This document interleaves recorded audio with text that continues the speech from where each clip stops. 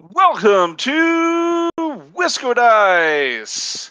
I'm your host, the one, the only, the cozy with the most, and I am joined by these illustrious, wonderful gentlemen. Who all do we have here? Hey, we have Brian, sometimes Stark Raving Mad. Hello, it's Justin, the Meeples champion. And I'm Matt, sometimes called the Ghost Walker.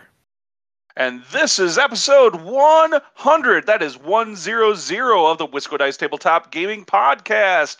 Today is November 7th, 2022.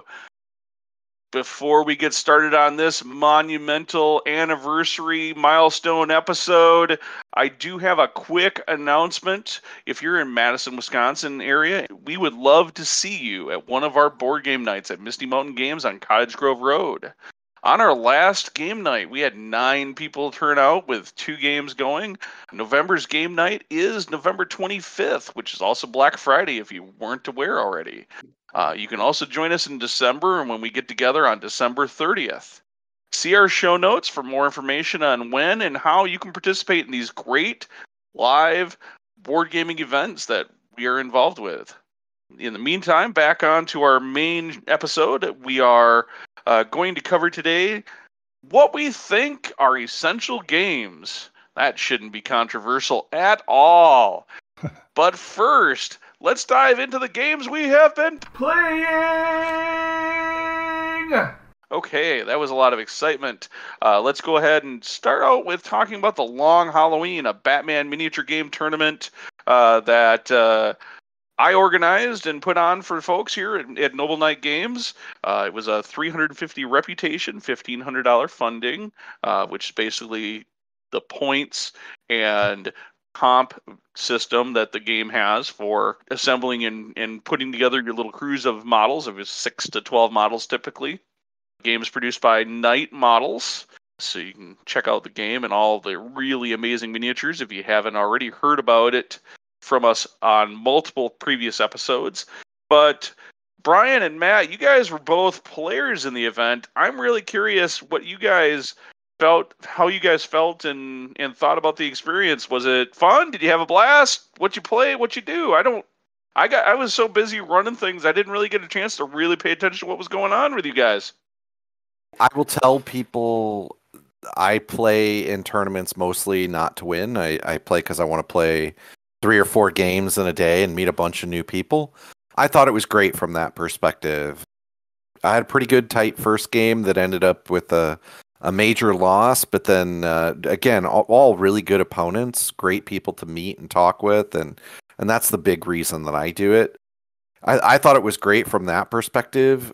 It's just a fun game with people, though I will say I was pretty mentally shot by the end of the day, but that's more to do with I just have so much going on right now, but it was good. It was a lot of fun meeting the crew from up in Minnesota and just having a good time with people and got to play even a local player that I hadn't played very often, but it was fun because I got to teach him a few things that I think helped him out with a couple other people he played later in the day. So I thought it was a good time. Thought it was terrible. No, just kidding. Because you didn't win. Well, I won a fair amount of games, I guess. Yeah, you did. I was playing, I guess this was the first time I played the Soldiers of Fortune in a tournament, and I, 99% met my all painted for the Long Halloween. My one bird model wasn't quite 100% done, but everything else was. So I was happy to be able to meet that goal. And then I know a lot of the Minnesota players are kind of tough players too. And I don't know, the idea was to have this tournament kind of open and friendly play for everybody. You get kind of all levels in there. I had been doing pretty good with my Soldiers of Fortune, so I wasn't going in with huge expectations of winning or anything like that, but I always kind of like to do well in my games. So I ended up a draw in my first round.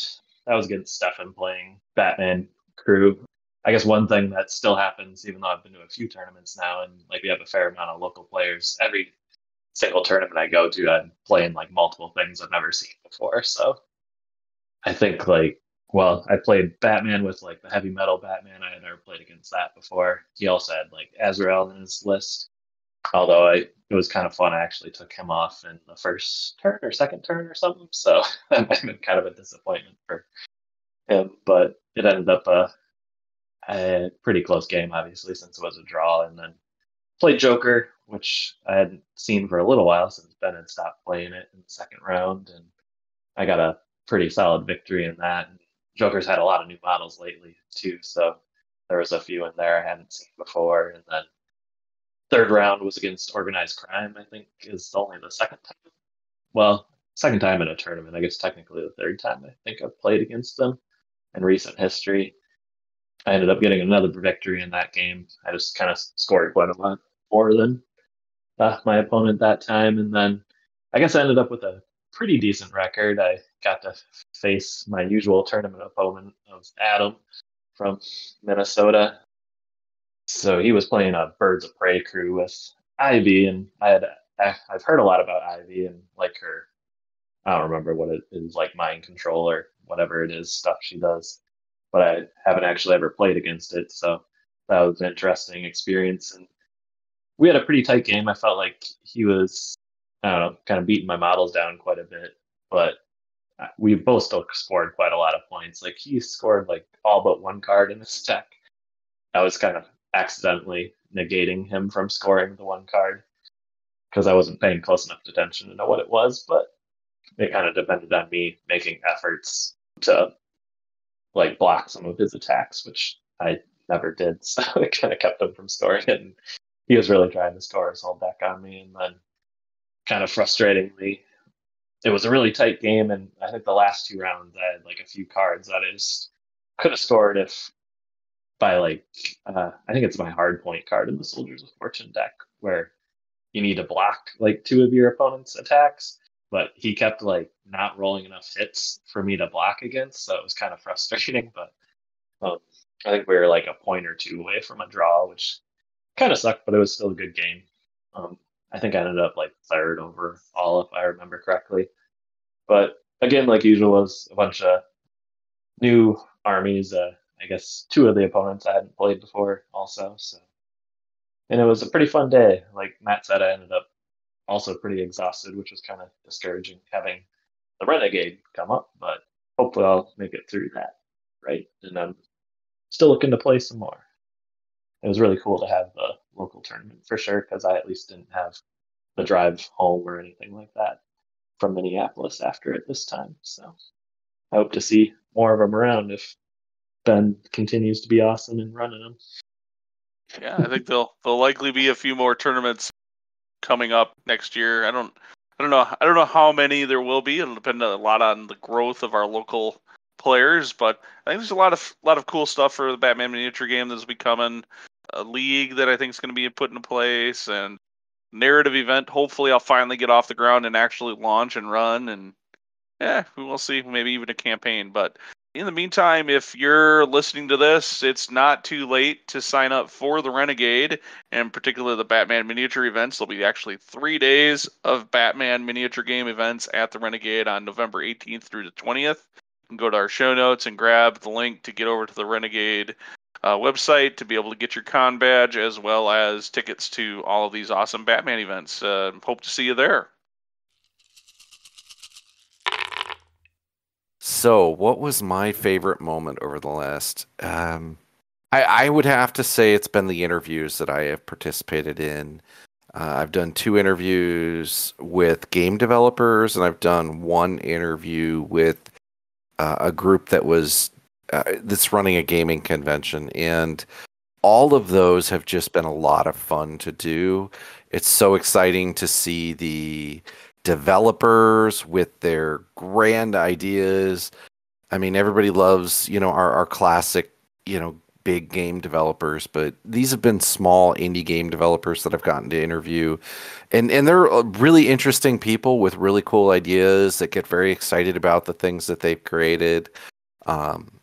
So that's been a lot of fun. And interviewing somebody who was starting up their own gaming convention, that was a lot of fun too. Just, you have these kind of mental expectations going in, and in many cases they just kind of blow your mind, and it doesn't go the direction you thought it was going to go, but it's just a lot of fun. So I think that is definitely the standout moments, in my head from the Wisco Dice over the last, I guess it's been almost a couple years I've been been involved, or nearing on 2 years.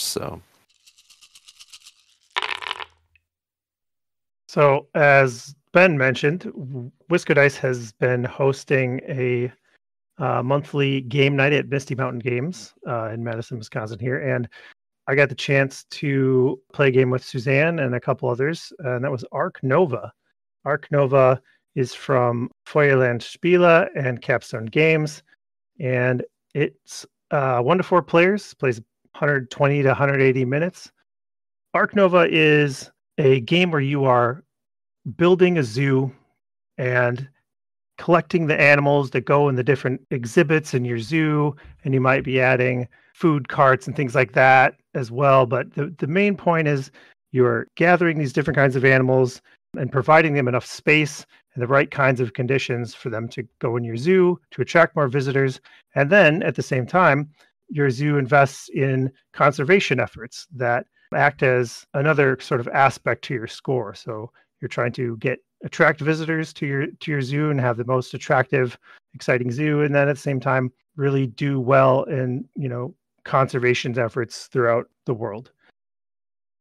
Arc Nova is a action selection, worker placement, hand management, card drafting. I mean, what mechanics doesn't it have? Let me think. I don't know, but it has a bunch of mechanics, but it combines them all into a really cool and pretty slick, fluid experience. One of the cool things about it is its unique action selection mechanism, where you've got a row of 5 cards, which will basically be an action you perform on your turn. And that might be getting new animals for your zoo. It might be building new enclosures to put the animals in, or it might just be getting some funds so that you can keep building your zoo out. As I said before, doing some of these conservation efforts and pushing up the sort of reputation of your zoo on that side. You pick a card each turn, and once you take that action, it slides to the back of that row, and all the other cards slide up, and their position in that row determines how powerful that action is. So it becomes a situation where you're looking at your cards and like, okay, I've got this animal building card at a level 3, and that means that I can do so much, this amount of stuff with that. I might be able to build 1 animal, but if it was at a 5, I could play 2 animal cards.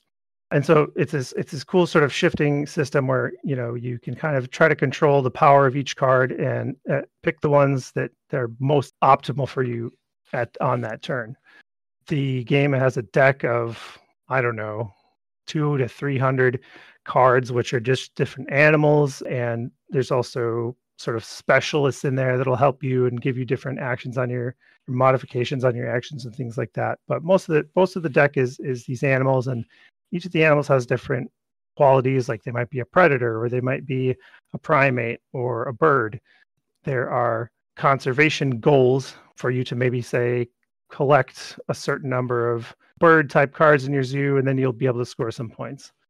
There's some comparisons made with this game in Terraforming Mars. There's some similar mechanics in how you draft cards and play those cards and sort of utilize the different symbols on other cards in different ways. I think it's a fair comparison, but this is ultimately a pretty different game.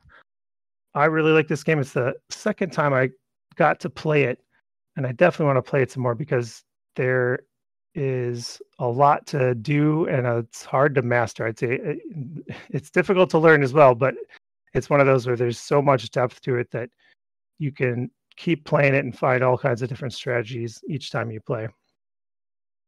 Yeah, there's a lot to this game. And not just in all of the different mechanics that are thrown into this giant bucket of game system that ends up playing and feeling very much like you're running that zoo, right? But it's also very experience and very. I think the thing that I enjoy the most is that you win or lose in this game, it has such an immersive experience, and it's so enjoyable from that because but at the end of the game, it doesn't matter how well you did or if somebody else won. I have this really cool thing I made in front of me with all of these different enclosures and all of these different animals, and maybe I had a monkey zoo this time, or maybe I had the reptile zoo, or maybe I just had a wild mix of animals. I don't know, but I did something that I had in front of me that means I did all these cool creative things, which is, I don't know, it's just really, it's something if when a game gets that immersion element right and also has a good game engine behind it, it just makes the game so enjoyable. And it's just definitely one of those ones it's probably rapidly sneaking into my top 10 most enjoyable games that I would love to play. I think of that thing you're describing as sort of this special magical quality that really only certain games achieve. And this has that. I built something. I built a unique thing this time. It's not the same as other times I've played. It's going to be different every time. And I built it for myself. And you're absolutely right. It's a uncommon quality that games have, but it's really, really satisfying when you get it. And there's so many cards in that game that it's really hard to be, oh, hey, I'm going to seek out and I'm going to play the monkey strategy or the bear strategy or I'm going to try to collect this type of animal or whatever at the beginning of the game. No, you might, just with the way the deck might shuffle and play out, you might not even see the animals that you're looking for to make that strategy work. Yeah. Let alone get a chance to actually buy them. So you kind of have to adjust strategically what you're playing based on what cards are up in the tableau and you're initially dealt to kind of work from and pick and choose when you're able to grab cards off of that face-up stream of cards that you can pick from. Yeah, or when you're going to draw off the deck. Yep. Yeah, I mean, there's so many other aspects we didn't get to. We're not doing it real justice here, but yeah, might be one we talk about more. But definitely we do have a review on the website at wiscodice.com, so you can check that. Oh, we'll make sure we have a link in the show notes for that as well. If it does sound intriguing to you, and like I said, I think Justin, you made it right. We are not giving this game full justice. It is a absolute great game. Absolute. With that, I think it's time to go ahead and take a break. And when we come back, we'll start talking about essential things. What is my favorite Wisco Dice moment?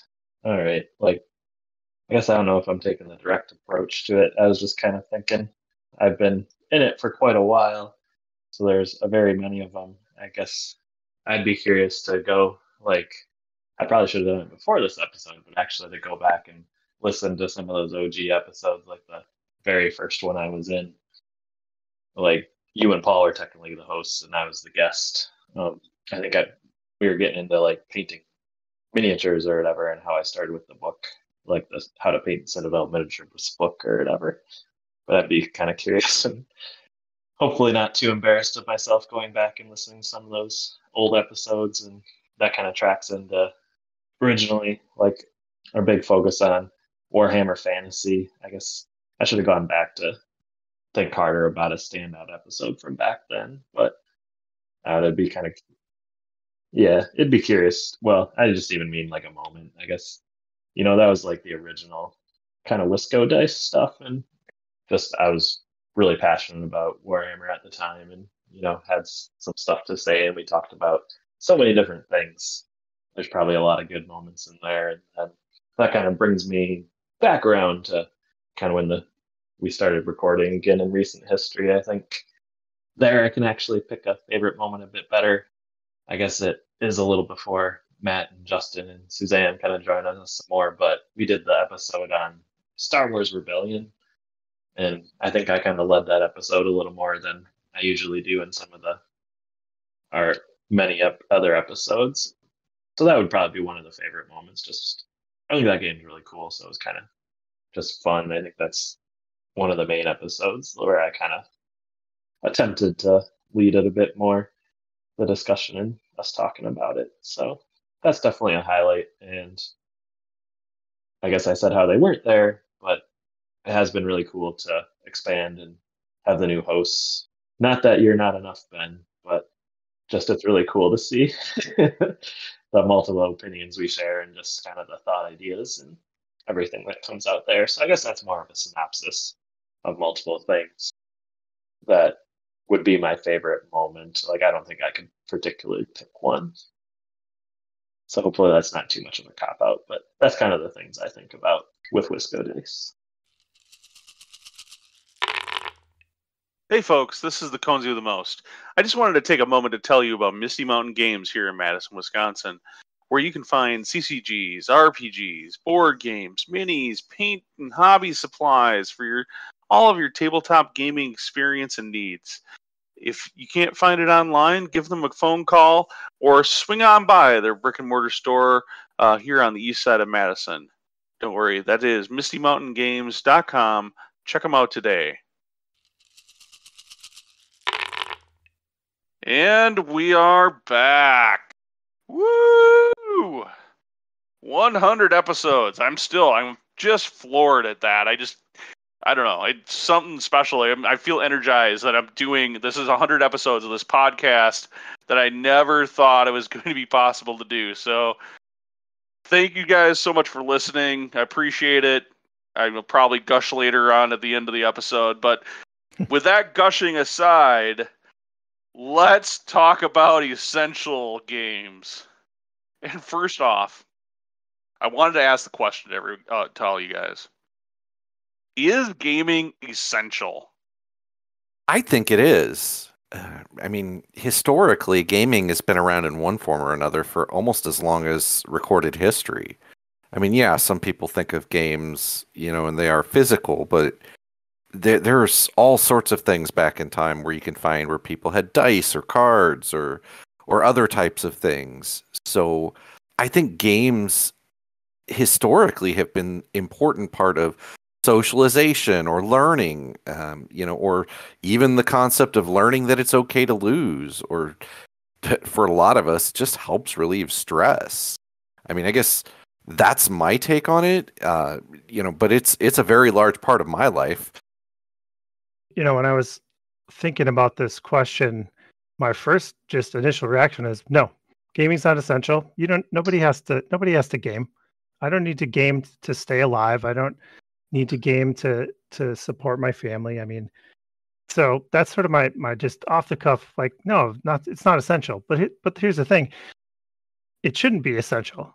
It's something we choose to do. It's something we choose to relieve stress or have fun with. If it was something I had to do, then what fun is there if it's essential, if I have to do it? It's one of the, benefits of sort of being lucky enough to live in a time and a society where we can choose to just have fun and do frivolous things. Ultimately, we can choose to just play games and have a good time and socialize with people.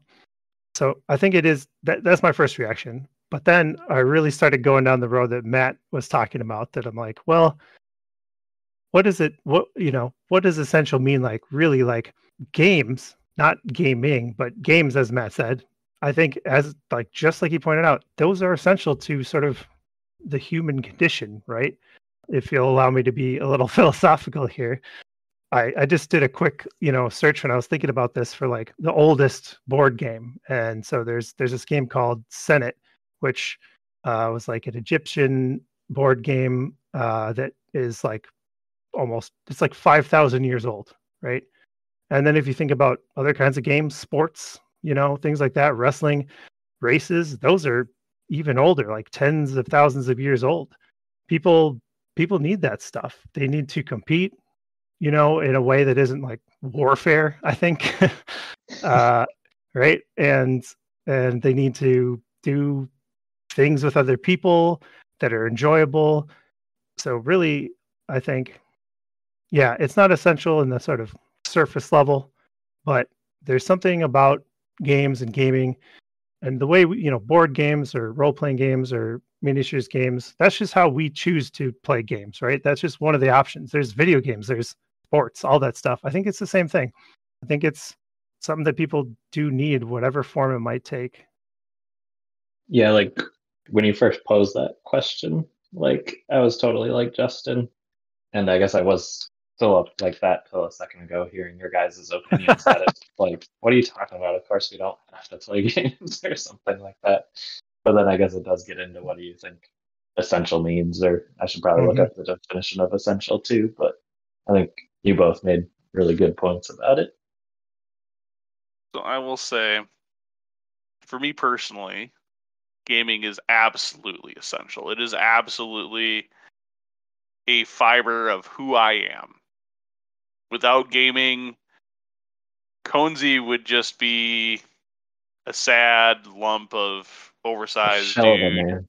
He would be a shell, and he was. And I could say that I was. There was a time in my life where, for about 8 months, I didn't play. I didn't get any enjoyment out of playing games, and that for like 8 months, I didn't play any games really. I think I might have played 1 or 2 games in a whole 8 months, 8 or 9 months, and I wasn't me. I wasn't happy, and I wasn't wholesome. I wasn't the normal Conzi with the most like normal, and it was a not good time in my life. So gaming is, for me, it's very essential to that. How I self-define and self-image myself. That might not be true for everyone, but as we think about it from a human condition or a personal perspective, it is something that I define as essential. I'm very, very, very, very passionate about gaming in pretty much any form that it can be found. Short of maybe gambling actual money, because I'm a little stingy when it comes to my own money and giving it away on games of chance. But everything else, yeah, I'm totally okay with. It's interesting. I hadn't thought of it from a kind of, is gaming a part of my identity, from that perspective. And well, maybe I don't feel as strongly as you might about it. Like, if I think about, like, anytime somebody asks me, what do you do? What are you interested in? What are your hobbies? It's always going to be something about board games. Like, that's like the thing I think of. That's what I do. That's how I hang out with my friends almost all the time. Yeah, I don't know. Maybe it's even more essential than I thought. What am I doing in my downtime? Yeah. Why did I pick up miniature hobbies? I can guarantee it wasn't just because it was gaming, or that it was gaming and that I could game with my buddies. It was that it was a form of gaming where I could sit down at a hobby desk and work on getting things ready for the table and do it on my own. It's my form of solo gaming. Mm. Because Lord knows I'm never going to be good enough artist to win Nobel painting prizes or anything like that. Slayer swords and other amazing painting prizes. I'm lucky if I can occasionally win a best painted at a small local tournament. Yeah, no, I think there's a lot of ways that you can look at essential, and so it takes a little bit of an open mind to think about it. Is a gaming essential? Well, no, I mean it's not essential. You need to eat, or you need to have shelter, or you need to have clothes. Okay, well, if I look at it from that perspective, sure, maybe it's not essential. But at some point, when those needs are met, what am I doing with my time? How do I define who I am, or how society is, or how whatever? And everywhere you look, there's games, whether it's professional sports or it's tabletop gaming or whatever it is, whatever that is. And so that's what is essential, at least to me. So it's good to hear that. I think we're all kind of on the same page as far as, is gaming essential? My favorite Wisco Dice moment, for me, when we ran the Extra Life fundraiser, I think was my favorite Wisco Dice moment that I've had. We tried to do 24 hours of straight gaming online. We were, using Discord to kind of run things.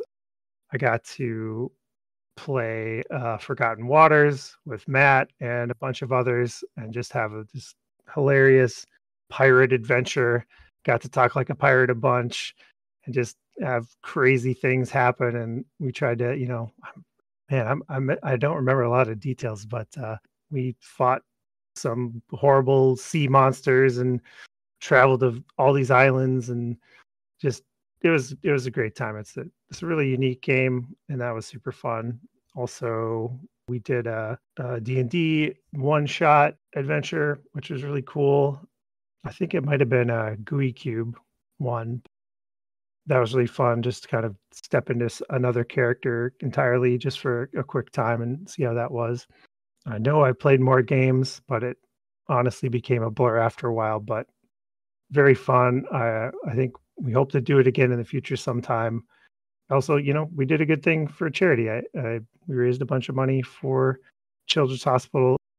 That's what it is for me, the Extra Life fundraiser.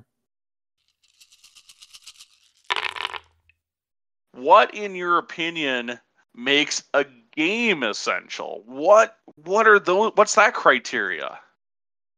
So it needs to be a little fun. Yeah, I think it starts with fun. At least a little. So, I guess I'll give my 2 cents here first. When I think of what makes a game essential, I think these are the games that are the minimum. The minimum expectation is either the game needs to be in like a game collection. Like if you're like, hey, I'm getting started with board games or RPGs or miniature games or whatever it is, this game would be that essential starting point, right? That's that essential starting point into this type of, are you a deck? Are you interested in deck builders? Well, then you should go play this game because that's the quintessential game of that criteria, right? So oftentimes these games are exceptional or innovators in that specific mechanic or the specific style. That's kind of where when I start thinking about essential games, that's kind of where I go is, okay, what is that quintessential game that I think everybody needs to play? And if they, either because it was the innovator of that style of game, or it is just so unique and essential in what it does that it's an experience unto itself. Yeah, I think I can see that. And I really do think from another perspective that it really varies greatly depending on what genre you're in. I mean, I think now is a fascinating time. We live in a time when, I mean, it's almost, I guess you could argue, it's sort of a renaissance for board games. When we grew up, I mean, some of these types of games maybe existed, but, everybody thinks of the old canons, what you grew up with, Life, Sorry, whatever. Monopoly. Monopoly. Yeah. God help us if I ever play another game of Monopoly. But when you kind of reach that next evolution, you get exposed to all these different genres, and there are certain games that for whatever reason, they're just iconic and they help bridge. So one of the other things I like to say about an essential game is it's something that you can help bring people into our hobby and the thing that we love to do. For some people, they might really only be interested in fun party games. They want something that they can get like 8 or 10 people around a table and have a lot of fun just laughing and having a good time. And for another person, that might really be defined as something that they can be uber competitive about. And, they and their friends love to play games where the goal is really to, for lack of a better term, screw the next guy over and everybody else at the table, or the games that launch or ended a bunch of friendships. We know Ben's personal favorite, Settlers of Catan. But I think what really makes them essential is it's something that you can pull people in and introduce them. In my mind, especially as we talk about this, my mind goes to specific genres of games. So, and I also think it has to speak to you for a gamer. So Settlers is a great game from the perspective of that. I mean, Ben and I have completely different opinions on the game. It is definitely not on Ben's essentials list. And that's fine, because it shouldn't be on your essentials list if you don't enjoy the game. So I think that's one of the things. It's because just because somebody's like, oh, this is a classic, everybody should play it. If you don't enjoy that genre, why would you own it? Right? So I think essential games have to be like a genre you enjoy, something that you can grab people's attention with, but it's just such, I don't know, just a fun time. And for all those other games, have really good friends like Conzi and Suzanne who have a really big library. That's what I do. Because I don't think I have that much storage space in my house. I'm just going to note that Catan, if I were to put a list of essential games, Catan would definitely, if I was doing a list of 10, I think Catan would make that list. But looking at it from the criteria I had for this, and I was kind of started out with making a list of games, it was just an honorable mention. But I think that was a game that fell into that. It's a great game to know about, to have an opportunity to have played, because it is an iconic game in the board gaming tabletop thing, because it was such an innovative game at the beginning and what it did when it first came out. So, anyways, yeah, I was defending my Catan stance a little bit there. Both you guys, I mean, there are a lot of parallels with how I kind of approached this idea of what essential means for a game. I started thinking about categories, kind of like Matt mentioned, and I sort of like, all right, what's if I'm for me, the way to say it quickly is, if it's essential, meaning it's either essential that you have it or essential that you play it, or maybe it's just essential to me personally. So that's sort of my base criteria. And then I was like, all right, so if it's a game you need to have or play, how can I make those kinds of recommendations? So I just sort of started categorizing in my head. So I sort of thought about these 3 pillars of tabletop gaming, right? And I think there's sort of board and card games. Then you've got role-playing games, and you've got miniature and war games.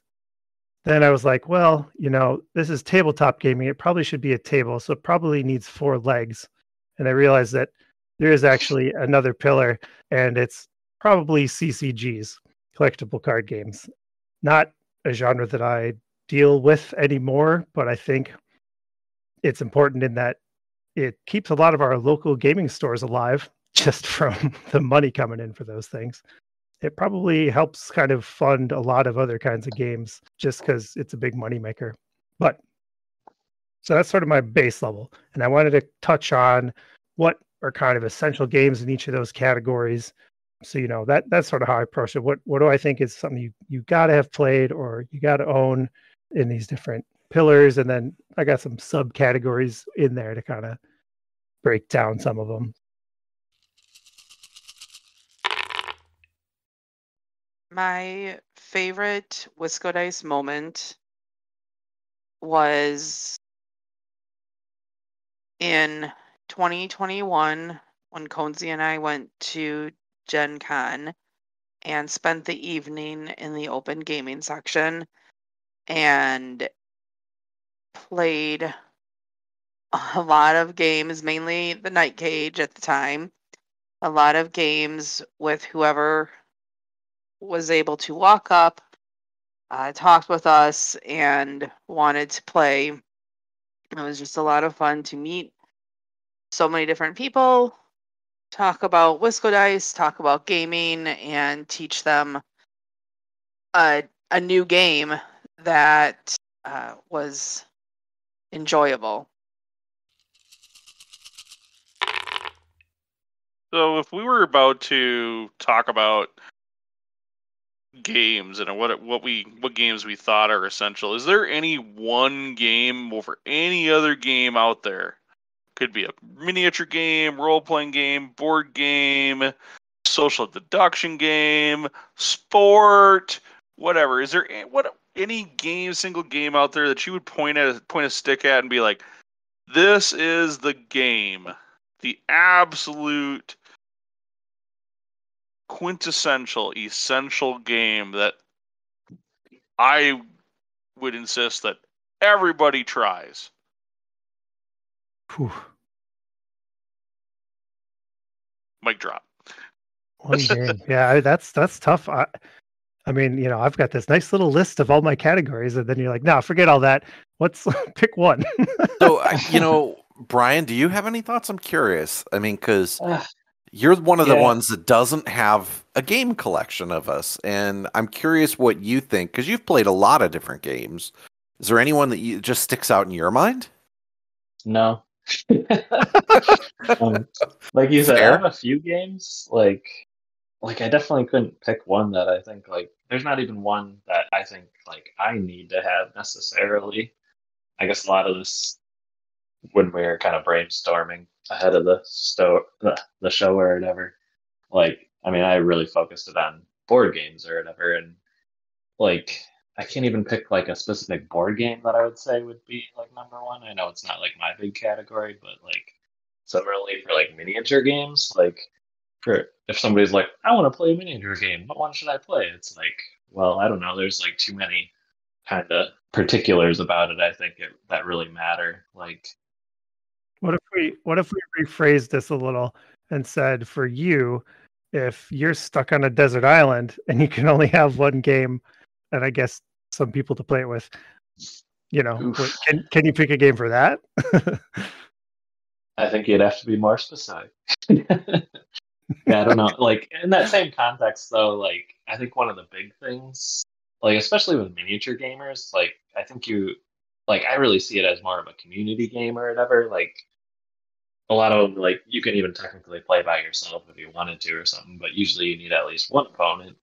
Usually it's more fun if you have like multiple opponents and stuff like that. But then, like even amongst miniature games, there's so many differences of scale or theme or like everything like that. Like I don't think you could possibly pick one that would just, be like I don't know, like a good kind of all rounder or something like that. I think it's just too particular to taste, and also like what's being played in the community and stuff is important to that. Like I guess board games can maybe be a little more narrow since they're, a little more of a one box thing, Mm-hmm. and you can play with like whoever all the time, really. But and I guess you could technically do that with minis too. But yeah, I don't know. I kind of have a hard concept of an ideas for this topic just because I don't have like a huge collection.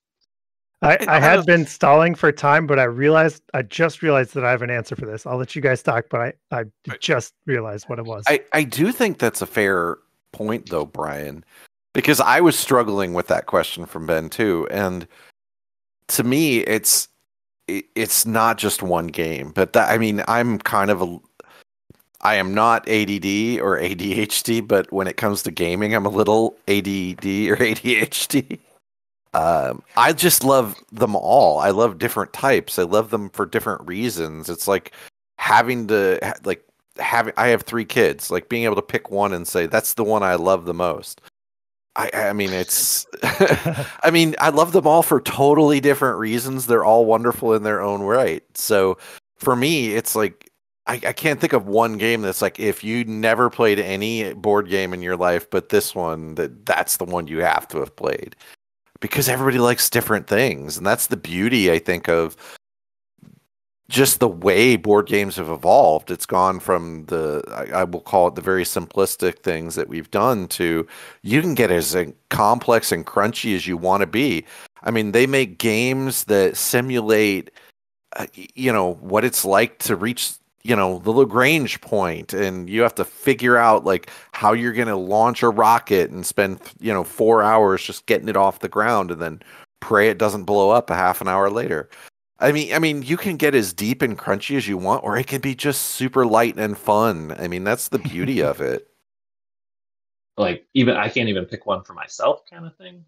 Like, I know I'm primarily a miniature gamer, and I think like maybe some years ago or something like that, when I was like only playing Warhammer Fantasy, then like I pretty much had a straight answer for that. It's like, sure, I'll just play Warhammer Fantasy. Like, kind of did everything I needed at that time. But now over the years and cycling through, a handful of different games and now playing a lot more board games, it's just like there's a lot bigger scope and a lot more variables involved in order to pick one satisfaction, I guess.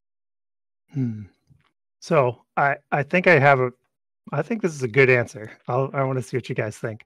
Maybe this is a bit of a cheat, but for me, if there's one game that if somebody asks me, I can only play one game, whatever, we're on Desert Island, or this is the only game that exists for the rest of time, whatever it is. I think it has to be Dungeons and Dragons. Because Really? you could do all the things that Matt just said with Dungeons and Dragons. It could be light, it can be funny, it can be comedic, it can be dark, it can be crunchy, it can be serious. You can have just role play and being silly. You can have super hardcore dungeon crawling, metagaming, stat maxing for the people that like that kind of thing. It's in your head. It's a game of imagination. You can ignore the rules completely, right? And just keep the bits that you want. You can have wars, you can have magic, you can have, Dungeons and Dragons as, say, just taking a 5th edition book. Yeah, it's set in a fantasy world, but you can do whatever you want, turn it into sci-fi. A Vorpal blade becomes a lightsaber, whatever, right? There's no limit to kind of what you can do with it. And maybe that's just role-playing games in general, but since D&D is the one I'm most familiar with, that's what I would pick. But I think if there's just one, I think it'd be, for me, Dungeons and Dragons. Yeah. I absolutely agree with you. That's not always the case, right? But in this one, I absolutely agree with you, and I was going to throw that out there as my thought to it. But my thought comes to it, I get to it a little bit differently, because I see Dungeons and Dragons as this essential gateway game into the greater gaming world, right? And I was a little kid, and I had Legos, and I think I've told the story on the show before, and maybe I haven't, but I had Legos, I had these castle system Legos, and back in the day, back when I was a little kid, I made up my own little game, and I stole the D6s from Monopoly, and I didn't play. I just played it. It was like my own little miniature rule set, and I was playing by myself. But then I was introduced to Dungeons and Dragons, and it was like polyhedral dice and this infinite worlds and stories and characters that I could create, and it didn't really matter. It was just this thing, and that opened up everything else. All of a sudden, once you found that, you could find all these other things, and I think for a lot of people, you could put maybe a lot of other little gateway games. Maybe it's Pokemon or Magic the Gathering that gets them into the store. That then, that maybe this generation is saying that's kind of that same game for them that my generation was probably Dungeons and Dragons or similar, because that was what was available to you. In my mind, that is kind of that is an essential game and game experience. I think if you're going to be a gamer, that you need to experience a role-playing game. And Dungeons & Dragons not only bridges that gap of a role-playing game in being the granddaddy of pretty much most modern role-playing, or basically granddaddy of all modern role-playing games, but it also kind of bridges that gap to be, hey, I can be whatever you want to be, and I can play whatever I can play it whatever way I want to play it, and then that then sets a tone for what other types of gaming I want to get into. Yeah, it helps you find kind of like the niche that you like, right? Yeah. That's a really interesting perspective I hadn't thought of. And that's functionally how I got into, I would say, the broader range of gaming. I can't remember if I was elementary school or middle school, but yeah, it was somebody's sleepover and they introduced me to D&D, and that was kind of it, so to speak, right? Because it just really broadens your mind and gets you involved in all this other stuff, and that's an interesting way of thinking about it. It's special too, because board games, miniature games, the rules are concrete, they're set, you can't really change them. But with D&D, there are rules, but they're flexible, and you could make it what you want it to be. So not many games have that quality. I don't know, it's just a unique and special game. That's it. Like, if I was going to go, okay, what's that essential miniature game that everybody should try or play? I would immediately go, okay, you should play a product from Games Workshop, like Warhammer 40K or Age of Sigmar. That's the place that I would tell everybody to go. That's kind of the essential game. It might not be the game for you, but is the essential starting point for almost every miniature player, as a kid learning about miniature games. Just because it's the big boy on the market, and it's the one that you're going to find other people to probably play against in your area. When they dive into board games, then it's a whole nother, like, what's that quintessential essential board game that you start to dive into, and is that based on mechanics or play, or what is it? Where do we start when we start talking about board games? I feel like that one's a lot harder because to me, it's so much about, like, it's almost like categorization, like Justin was saying, but I struggle with the categories because there's so many things I haven't seen, and I keep running into something new and creative that some new developer came out with.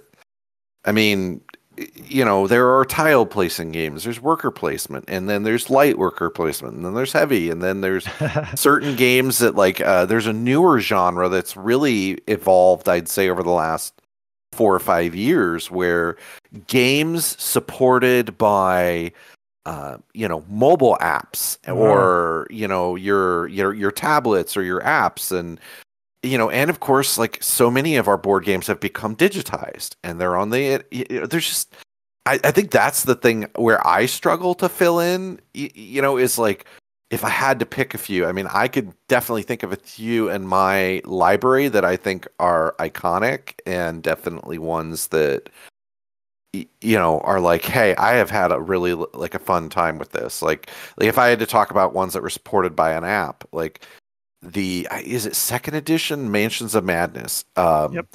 I haven't played it a ton, but I played it at Ben's house one time, and it was just something I knew I had to purchase because it's just a fun game, and they add so much atmosphere to that particular game.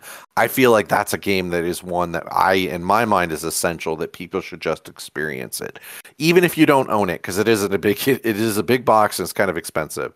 But it's just one of those, like, fun experiences, and there are other things in that genre that I've enjoyed. That are just a lot of fun, but I mean, that's one in my head that just kind of sits in there as iconic, and kind of. What was like the category you put that one into? Did you have, like, a specific? This is the genre category. I just, in my head, it was just games supported by apps, because like, and I think of ones that are more. I'm going to call them narrative games. I mean, because some of them are more like. Because you guys have played Forgotten Waters with me, and that's a fun one too. But it's not like Mansions of Madness has minis and boards, and you're discovering stuff. And there are other games that are in that same sort of genre, but they don't require minis, and you could play them from afar. And I mean, but the app is what adds a whole level of atmosphere to it.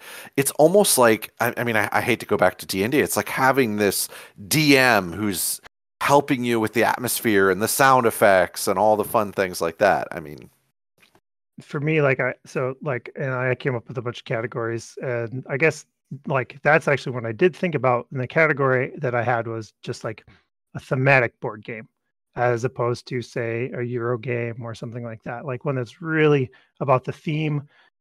I think Mansions of Madness fits that really well, but for me, that kind of category, it's not app supported, but it is very, very thematic.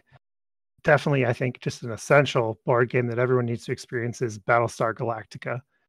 It is a social deduction game. It is a cooperative sort of crisis management game, I guess. You are, on the ship, which I'm forgetting the name of at the moment, Galactica, I guess, right? And there's some players who are potentially Cylons or basically against the humans and trying to sabotage things. And then, as you're trying to just desperately get back to Earth, these gigantic warships pop up and, just start attacking your ship and blowing it up and damaging it. And the tension of trying to deal with all these crises at the same time as trying to figure out who's a Cylon, what's going on, how do we get through this new crisis, and also try to avoid being sabotaged. Like the tension and just sort of direct interaction with everybody that's playing is unique. It's really cool. I would recommend everybody play this game at least once. Maybe don't own it, or it's hard. It might be hard to get nowadays. But man, you should take the chance if you've never played it. Well, I think FFG re-released that as Unfathomable, which is now a Mythos Cthulhu theme, but is basically the same game engine. So you can pick that one up currently on retail. So if you did not get the opportunity to play Battlestar Galactica back in the day, or know somebody like myself that has a copy, then you can always pick up Unfathomable and get the Battlestar Galactica experience, just with a different theme and less toasters.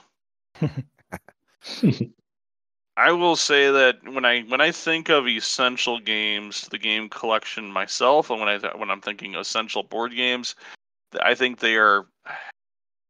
I am unfortunately reflecting then my age and time in the board gaming world, and I go to think, okay, well, what is that essential game for me teaching this kind of core mechanic to that now is rolled into so many other board games? What is the essential game for me teaching this one? And so if I think about deck builders, I immediately think of Dominion. If I think of worker placement, my head immediately goes to Lords of Waterdeep. If I think of, say, social deduction, I immediately think of One Night Werewolf, which surprisingly barely ever gets any play. I think I've ever played it once, and we didn't even have an actual copy of the game. But so many other games like that, I think of when I can think of all these different genres, I go, okay, well, what's that essential game here? What's that essential board game that fits that niche? And I start to go down this crazy rabbit hole of different games and how they kind of satisfy those niches and are like, I would say the key game for that particular kind of game. You want a set collection game, Ticket to Ride. You want a tile laying game, Carcassonne. Those are pretty iconic games too. I mean, there's obviously other examples, but I think there's something kind of special about the ones you're mentioning too, that like you mentioned at the top, they're innovators in the genre. I think those kind of fit that too, right? I mean, Dominion, is really like the first deck building game, and it's one of the best examples of that. Carcassonne, tile laying, they did it. Like those games definitely resonate with me in terms of those are like iconic games that just have always been the sort of examples of their genre. I think they're essential too. If you're going to be in board gaming for any kind of significant amount of time, I feel like a lot of those games are those games that are the essential. Like, you need to play those to feel like you're a board gamer. I was told the other day, I joined this. I guess it was the other day. It was a year ago, or a little bit longer. I painted up my very first Beholder. Right, and Beholder is this like eye monster in Dungeons and Dragons. If you don't know what it is, it's like these little tentacle stalks with other little eyes. It's a pretty iconic Dungeons and Dragons monster. And I finally, for the first time ever, painted up one. I was kind of like, I want to paint one up, and I got my D&D group going right now, and I don't know if they'll actually run into one, but I wanted to paint one up so that there's at least the illusion that they might run into one, right? And whether they actually will or not, who knows? Maybe not this campaign, maybe the next one. Maybe it is in this campaign. I won't tell you. They'll just have to find out. Side quest, we're going to try and find a Beholder. Yeah. You got a few more levels, I think, before you start going on side quests for Beholders, but... Nonsense. TPK. Yeah, next campaign! Have you seen the damage we wreak out? I mean, I'm just saying. That is true. Although I know how to give you a very challenging combat now. But I painted this model and I put up some pictures everywhere, and one of the things that came back was, well, you're not really a miniature painter until you've painted a Beholder. And so I'm like, oh, hey, I've been painting miniatures for 10 years, but now I'm a miniature painter. Now I can consider, I've checked that one off the list. Yep, done it. Now I can be a miniature painter. So kind of a rite of passage type. It is. It's kind of that rite of passage. And so when I think of these when I think of some of these essential games that I go, okay, in the board gaming world, it's more of these are rite of passage games, and you coined it right there. That was perfectly the rite of passage games that I think are essential experience games. That there likely are better games or more enjoyable games now than there were when a lot of these games maybe were first created. And some of these games still hold up the test of time. Said an honorable mention of mine was Catan. I don't think it holds the test of time, but it's still an enjoyable experience. I unfortunately almost always end up sitting for a half an hour, 45 minutes, waiting to score that 10th damn point so the game will end. But it is that there's the really cool trading mechanics and you got some dice rolling and there's the tiles and there's a lot of really good things that are going on with it that make it that kind of you should if you're in. I think it's that experience that you should experience if you're into board games. Are there other games that you guys think of like that maybe fit that experience when we talk about board games? So I think if you get into certain genres, there are certainly some iconic things in my mind. Like when I think of, and it's probably not the first one, but it's the one that always sticks in my mind, which is there's a whole genre around cooperative board games. And what I mean by that is it's functionally the players versus the board. And the board is out to kill you. And so the one that I always think of is Pandemic. And if you've never experienced it, it's just one of those games that I just, in my mind, just sticks out as just iconic. It's fun. It gets you that experience of like, yay, I've got hope. And then everything goes to sideways and you watch the board demolish you like 30 seconds later. I don't know. I mean, it's just that kind of genre. And there's a lot of examples in that genre, but that's one of the ones on my list that I just kind of go, in that genre, that was the one that just kind of really captured me and made me think of games like, hey, this cooperative, we're all playing against the board could be a hell of a lot of fun. And it's a nice side break in my mind for those people that don't want my goal is to score more points than you are, or, whatever the end goal of, a lot of games are. So can we win together? Pandemic was also on my list for sure. At this point, I think it's iconic, really. For me, though, it's the sneaky gateway game that you can get people who don't play board games to play and actually play a real game, which is easier to do with a co-op game. And so I think that's why Pandemic is a really good choice for this. For me, it was one of the first that really showed me like a true co-op board game and how good it could be and how much like tension you can have and like excitement to being on the edge of nearly losing, right? I'm almost certain I lost the first game of Pandemic I ever played. And as you said, I'm pretty sure it happened really quick. And it was like, oh, that's what a board game can be like.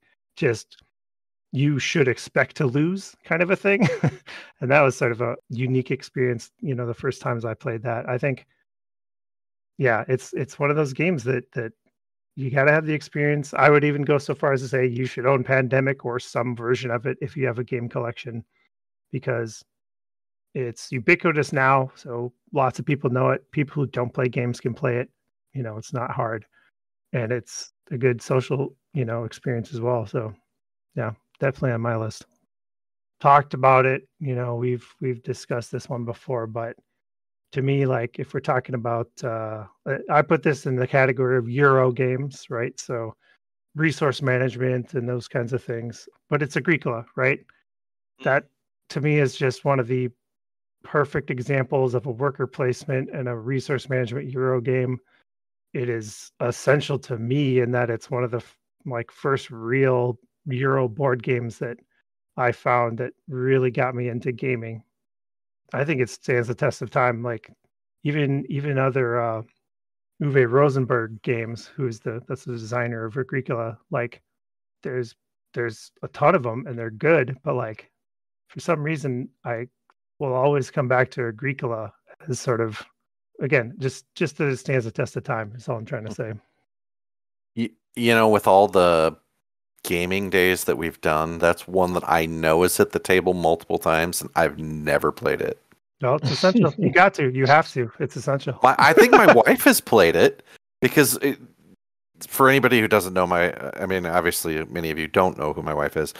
We will, when we go to these game days, we don't always play together. We will typically split up and play whatever's interest us. But I think she's played that one, and that's one I have not played. So the one worry I have is that I think at this point in the hobby, Agricola is old. I mean, it came out in 2008. And I think it is a great example of worker placement. It's still a fantastic game, but I think, you've probably played so many other games that do stuff that game does that I wonder if it'll just feel old and sort of not exciting. I don't know. It'd be interesting to get to see what you thought of it, having played tons of other stuff and other worker placement and games like that. I don't know. That is a whole other topic for another podcast, I think, is games that hold up the test of time. Because for me, I could throw Agricola in that bucket, and games like Zolkin and Dominion or Ascension. I think those are games that I can just kind of come off the top of my head. Terra Mystica for me, it's been out for several years. That's a whole other real world or topic. Did we hit all of the games that everybody wanted to mention? There were a lot of games in this list of being mentioned that people thought were essential, and I want to make sure that we don't miss anybody's. Hey, I thought this game should be essential for some reason. If you wanted to make sure it got mentioned. So somebody mentioned sort of party games at some point. And I think Ben mentioned One Night Werewolf or One Night Ultimate Werewolf, whichever one. And I think if you've got a board game collection, you got to have a party game. You got to have a good party game, right?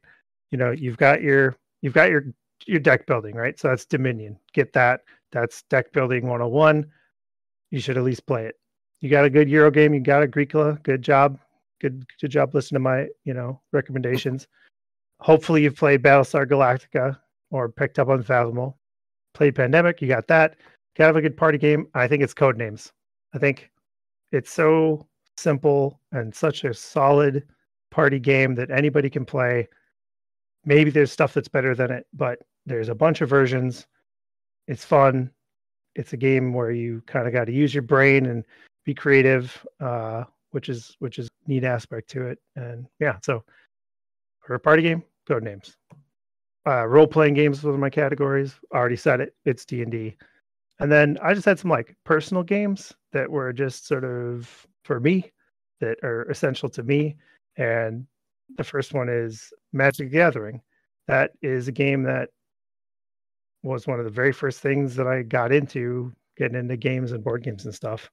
And the sort of scope of all the different creatures and magic and all this stuff was just so cool. I think it for me, it had that effect that maybe D&D had for Ben, where it's just this world opening up of all this stuff and ideas and led me into the world of gaming. And I think for a lot of people, it's a way easier way to start kind of getting into gaming because the price point is easier to deal with. You're not dropping $60 all at once or 70 or 100 or whatever nowadays.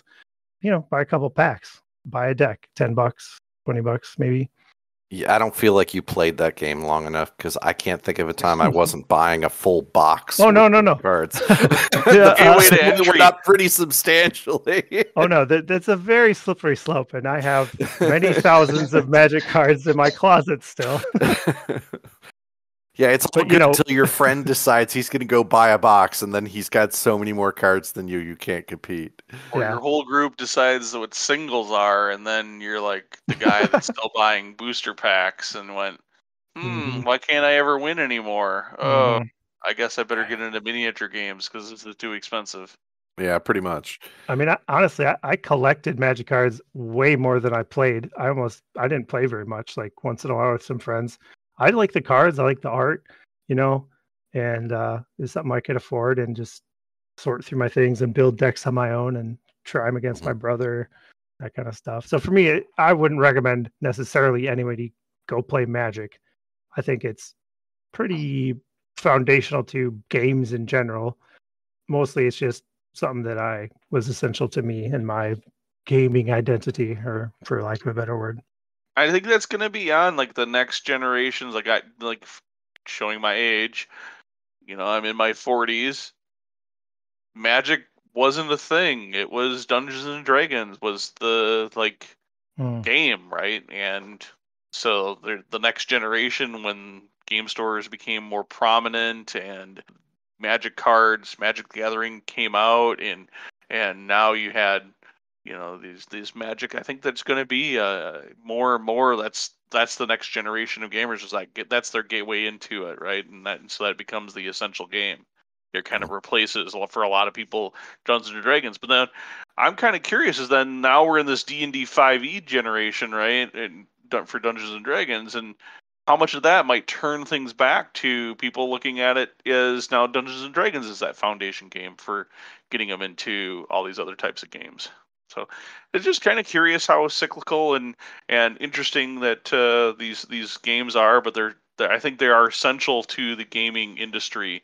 Games like Magic and Dungeons and Dragons, because they become such great launching pads and gateway games to getting into the rest of the tabletop gaming universe.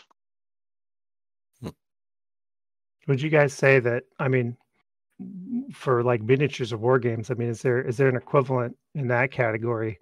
That's like it's absolutely Games Workshop. Absolutely Games Workshop games.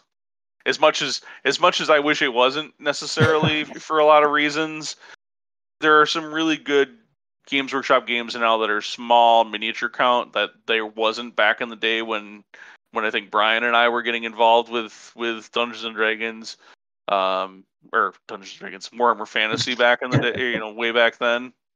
Like Kill Team for 40K, you need go buy a box of models, and you probably have more than enough models to play and change up your list and play Kill Team dozens and dozens of times. And I think there's an Age of Sigmar equivalent to that now. It shows I think how there's out been of a it. few variations of it already. But so you can, hey, I want to play the fantasy one, or I want to play the 40K one. You can play that and figure out if miniatures are good or interested in you, are interesting to you, and if you want to do those kind of miniature hobby things. So Games Workshop has some great products within their family of the 40K and the AOS Age of Sigmar universes for small scale games that you can get started before you get into their bigger games.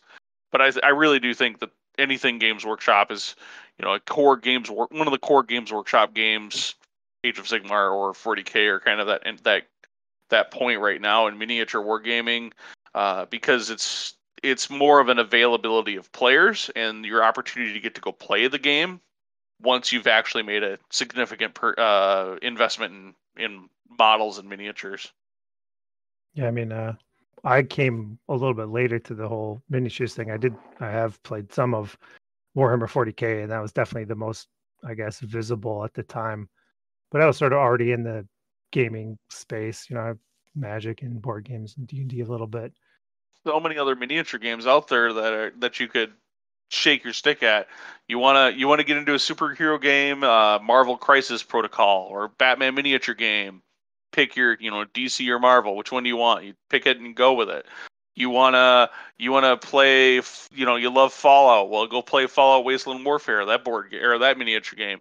Oh, you love Song of Ice and Fire. Well, go play that miniature game. There's so many miniature games out there that you can go pick all of them. But if there was one that there's one big boy on the market right now, it's Games Workshop. So they're definitely the starting point there. My favorite Wisco Dice moment over the years, that's a hard question, and for me, it's been the growth of the podcast.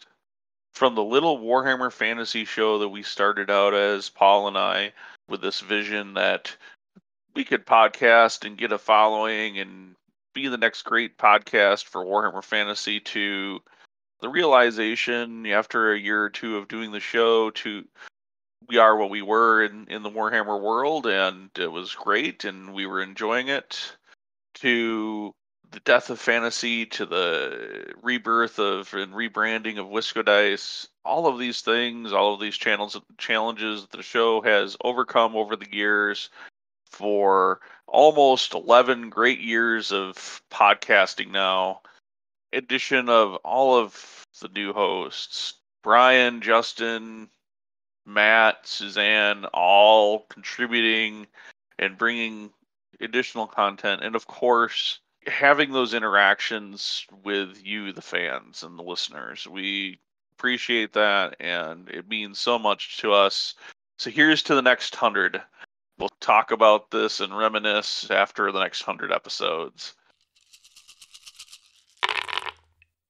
All right. I think we have gotten an episode there. So that is episode 100. 100. Wow, like that. It's a crazy number. I'm mind blown. Thank everyone that stuck with Wisco Dice for 100 episodes of this podcast. It's really insane. And if you weren't here for all those first 100 episodes, well, I certainly hope you'll be here with us when we get to the next 100 episodes recorded. It's you, the listeners, that we do this for. Whatever it is, that you're finding enjoyment out of the show, we appreciate it. Let us know on Facebook, Twitter, Instagram, or even on our Discord. We really do appreciate your feedback and your thoughts, and let us know what games you think are essential for your collections or for getting into this crazy hobby that is gaming and tabletop gaming. So on this episode, we did talk about games and in essential gaming and in essential games and what we kind of thought fit in that category. We caught up on the games we were playing, and that would include Ark Nova, which is an amazing game from Feuerland Spiel and Capstone Games, as well as talked about the Long Halloween, which is a Batman miniature game tournament that I ran. The game is published by Night Models. With that, we hope to see you at Misty Mountain Games on Cottage Grove Road for our monthly board game nights, either on the November 25th or December 30th. So if you're in the Madison area, please stop out and say hi, and we'll have fun teaching you a game. Thank you so much for listening. Make sure you leave a review of this show wherever your favorite place is to find podcasts. Oh, and by the way, give us a like on our Facebook page. And don't forget to follow us on Twitter, Instagram, or Pinterest while you're at it. If you haven't looked recently, make sure you catch up on the blog at wiscodice.com. Hey, Brian, what's that site? Ah, darn, I forget. Justin, what's our website again? Wiscodice.com. That's right, it's wiscodice.com. And until next time, everyone, peace out.